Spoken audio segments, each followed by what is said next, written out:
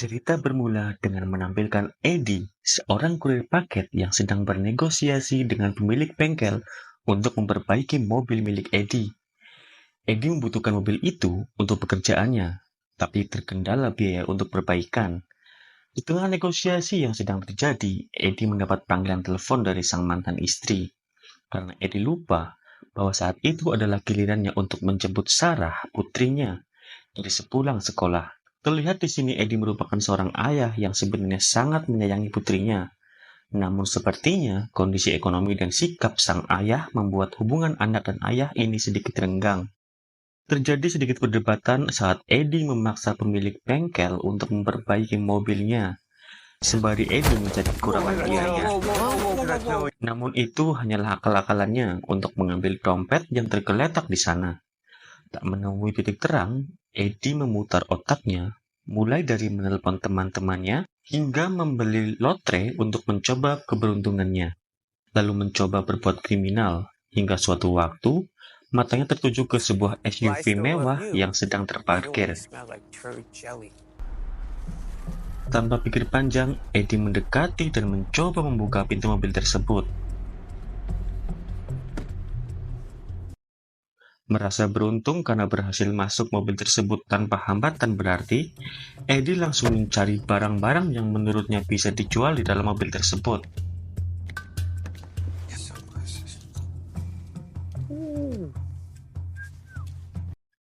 Hingga saat dia mencoba untuk keluar dari mobil, Eddie mulai panik karena pintu mobil sama sekali tidak bisa dibuka dari dalam. Eddie mencoba segala cara mulai dari memukul kaca sampai menendangnya sebuah tenaga.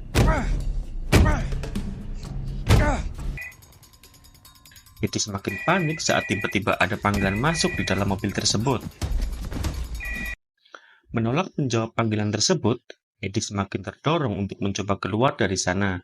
Eddie berencana memanggil temannya melalui ponsel, tapi bahkan jaringan seluler, Wi-Fi, dan Bluetooth tidak bisa menembus mobil tersebut. Sambil dibayangi panggilan masuk yang terus-terusan tak diangkat oleh Eddie masih mencoba membuka pintu mobil dengan peralatan yang ada di dalam mobil tersebut hingga pergelangan tangannya terluka.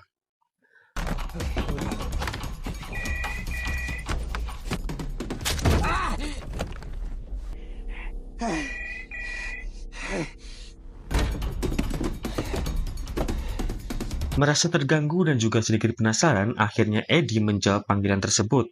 Rupanya, itu adalah panggilan dari sang pemilik mobil bernama William. William mencoba mengajak berbicara dengan Eddie, namun Eddie menanggapinya dengan ketus sambil berucap kata-kata mutiara. Are you there? What do you want? Yeah, it's short for go fuck yourself. Interesting point. Tidak suka dengan ucapan Eddie, William menyetrum Eddie melalui jok mobil yang sudah dialiri listrik tiap kali Eddie berucap kata-kata mutiara terhadap William. Okay. It does sound like an exaggeration, doesn't it? Pikir Eddie memecahkan kaca mobil adalah jalan paling efektif untuk keluar dari sana, tanpa dia tahu bahwa kaca mobil tersebut bahkan anti peluru. Karena pada saat itu dia belum tahu kaca mobil tersebut anti peluru, Eddie mencoba memecahkan kaca mobil itu dengan menembakkan senjata api yang tentu saja peluru tersebut memantul dan tanpa sengaja mengenai kaki Eddie. What was that? Yeah. Sorry, it's really hard to understand you when Semakin panik, Eddie berteriak minta tolong kepada orang yang melewati mobil tersebut. Tetapi itu juga tindakan yang sia-sia, karena mobil tersebut kedap suara dan orang dari luar pun tidak bisa melihat ke dalam mobil tersebut. Help me! What the fuck? Help me! God! Sambil menahan kesakitan dari luka yang terus mengeluarkan darah, Eddie berbicara dengan William. Diketahui William sengaja merancang mobil tersebut sebagai perangkap untuk menangkap orang-orang seperti Eddie yang mencoba berbuat kriminal. William sudah muak karena sudah kebobolan mobil sebanyak 6 kali tanpa sekalipun menangkap pelakunya. William juga sudah lelah dengan kinerja penegak hukum dan sistem penegakan hukum di wilayahnya. William berusaha menjadi Batman yang ingin menghakimi dengan caranya sendiri dan membuat efek jera kepada para pelaku kriminal. Luka tembak yang terus mengeluarkan darah membuat Eddie mulai berangsur-angsur kehilangan kesadaran. Oh God. Malam yang mulai menjelang, Eddie tersadar dengan kondisi luka di tangan dan di kaki sudah dijahit dan diperban.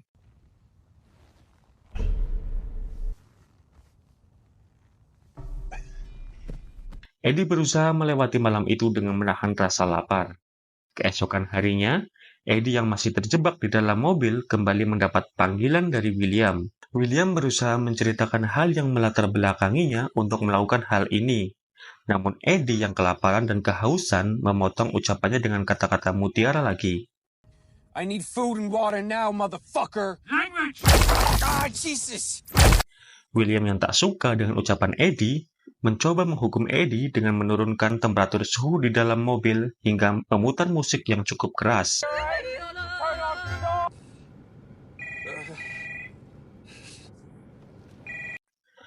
Kuat menahan suhu dingin di dalam mobil, akhirnya Eddie menyerah dan meminta maaf atas ucapannya kepada William.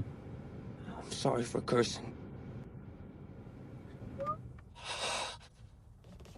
Di hari ketiga Eddie terperangkap, Eddie menyadari bahwa dia diawasi melalui kamera di dalam mobil. Eddie juga melihat orang yang sepertinya adalah William di atas gedung di seberang mobil tersebut. Karena orang tersebut terlihat seperti sedang menelpon dan kebetulan William juga sedang menelpon Eddie. Eddie terus memohon kepada William untuk membebaskannya, namun William terus menolak hal tersebut. Karena rupanya William sedang menderita penyakit serius dan hidupnya diperkirakan tak lebih dari 4 bulan lagi. Jadi William ingin berbuat sesuatu dengan menjadi hakim dan menegakkan keadilan menurut caranya sendiri. Namun Eddie menganggap keadilan William ini merupakan kesalahan. William menganggap hukuman yang diberikan terhadap tindak kriminal terlalu ringan, karena hanya menempatkan seorang pelaku kriminal di dalam kurungan, lalu tetap difasilitasi dengan makan dan juga tempat tidur. Hingga saat bebas, mereka bisa melakukan tindak kriminal lagi dan lagi tanpa efek jera. Dan William ingin memperbaiki hal itu dengan caranya sendiri. Eddie menganggap keadilan William menyalahi sistem. Lalu William meminta nama lengkap Eddie dan nomor jaminan sosial milik Eddie untuk mengecek apakah ini merupakan tindak kriminal pertama Eddie atau bukan. William berjanji akan melepaskan Eddie jika ini tindak kriminal pertamanya. Namun Eddie menolak tawaran William. Pada malam hari, William meningkatkan suhu di dalam mobil yang membuat Eddie merasa sangat kepanasan dan kehausan. Saking merasa hausnya, Eddie hampir berusaha meminum air seninya sendiri. Namun tidak bisa, karena di samping pasti bau pesing, juga kalaupun ditelan pasti akan muntah dan semakin dehidrasi. Melihat hal tersebut, William kembali memberikan penawaran untuk Eddie. Kali ini nomor jaminan sosialnya akan ditukar dengan sebotol air minum dan mematikan pemanas di dalam mobil. Eddie mengakui kesalahan dan meminta maaf karena membobol mobil milik William, namun tetap William tidak melepaskan Eddie. Tapi William menghargai pengakuan Eddie lalu memberitahu bahwa di laci dashboard terdapat sepotong kue untuk Eddie. Saat mengambil kue tersebut, Eddie tampak melihat susunan kabel. Kebetulan pula William menjeda pembicaraannya dengan Eddie karena mendapat panggilan masuk dari kantor. Eddie melihat ke arah gedung. Tampak orang yang dicurigai William memalingkan pengawasannya dari mobil tempat Eddie terkurung. Eddie juga memastikan bahwa dia sedang tidak diawasi melalui kamera di dalam mobil. Eddie memanfaatkan waktu tersebut untuk mengecek susunan kabel yang dia lihat tadi. Rupanya, susunan kabel tadi terdapat switch untuk mematikan daya utama pada mobil tersebut. Eddie berusaha meraihnya namun waktunya terbatas, sehingga William kembali untuk mengawasi Eddie.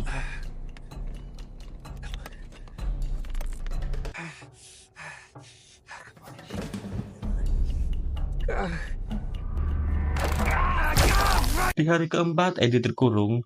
Dengan rasa putus asa dan haus yang tak tertahankan, Eddie akhirnya meminum air seninya sendiri untuk bertahan hidup.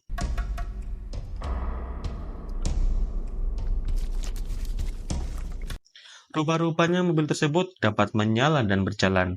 Eddie berusaha mengendarai mobil tersebut dan pergi. Namun yang dia tidak tahu bahwa mobil tersebut dapat dikendalikan dari jarak jauh oleh William. William mengajak Eddie berkeliling kota untuk dapat melihat keburukan di kota tersebut. Hingga William memberhentikan mobilnya di sebuah gang sempit di mana terdapat dua orang yang tidak beruntung sedang memukuli seseorang. William tiba-tiba menabrak dua orang tersebut sebagai bentuk penghakimannya.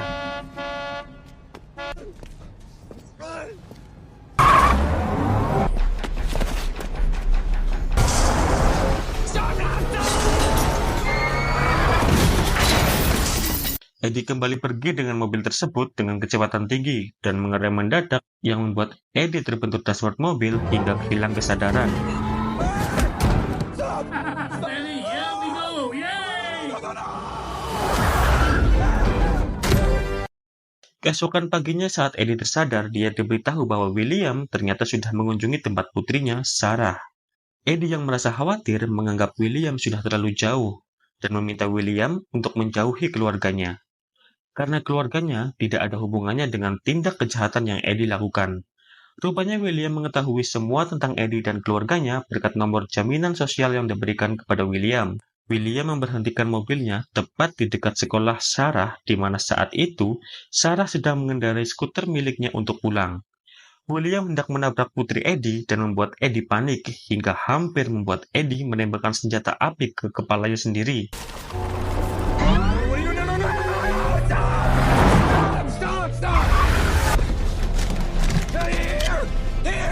No, stop, Eddie! Don't do it, Eddie!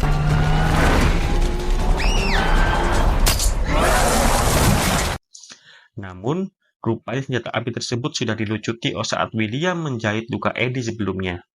Merasa sudah muak dengan permainan William, sambil menahan rasa sakit karena shock setrum, Eddie merusak semua kamera yang berada di dalam mobil. Stop! Eddie, stop! Calm down! Stop it! Eddie, I'm warning you! Stop! Stop! Stop, Eddie! Meski tahu tidak mungkin mengirim pesan keluar dari dalam mobil, namun Eddie tetap berusaha meninggalkan semacam pesan terakhir untuk putrinya. Eddie tahu dia bukanlah ayah yang baik, namun Eddie jelas menyayangi putrinya. Dengan cara yang tidak bisa Eddie tunjukkan. Mobil SUV tempat Eddie terkurung tersebut menuju ke sebuah tempat di mana di sana terdapat mobil lain yang tampaknya sudah menunggu Eddie. Dari dalam mobil lain itu tampak keluar seorang pria tua yang menghampiri Eddie, yang tentu saja pria tersebut adalah William. William menyuruh Eddie untuk mengikat tangannya sendiri dengan kabel tis sebelum William ikut masuk ke dalam SUV tempat Eddie berada. William dan Eddie berkendara ke tempat yang sangat jauh dari pemukiman, karena William berencana menghilangkan keberadaan Eddie. Dalam kesempatan tersebut, Eddie mendapati motif sebenarnya yang melatar belakangi William melakukan aksinya ini. William sama-sama seorang ayah seperti Eddie. Mereka sama-sama menyayangi putri mereka. Namun pada suatu saat, William kehilangan putrinya dalam pelukannya ketika mereka didatangi oleh orang yang ingin merampok mereka. William bertekad membalaskan dendam kepada orang-orang tersebut, dan Eddie dianggap sebagai target yang sempurna untuk aksi balas dendamnya. That guy chained up in your car. Now, like we're on some kind of fucking family. Daddy-o. You built this car. Eddie berhasil meraih safety switch yang mematikan seluruh sistem dalam mobil tersebut.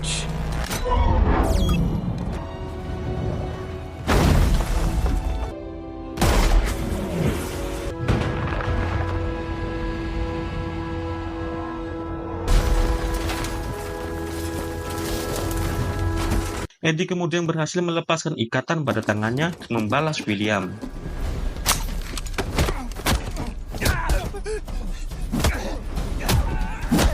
Selamat dalam kecelakaan mobil tersebut, Eddie kembali menemui putrinya dengan sosok ayah yang tampak lebih berbeda setelah apa yang Eddie alami sebelumnya.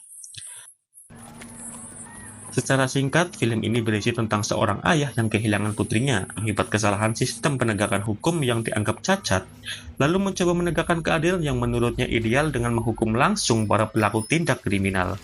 Film ini juga mengajarkan kedekatan seorang ayah dan anak adalah hal yang besar. Mau bagaimanapun seorang ayah bersikap, tetapi sesungguhnya mereka sangat menyayangi anak mereka dengan caranya sendiri. Demikian rekap film Log tahun 2025. Semoga kita dapat mengambil pelajaran yang bisa diterapkan dalam kehidupan kita. Sampai jumpa di rekap film selanjutnya.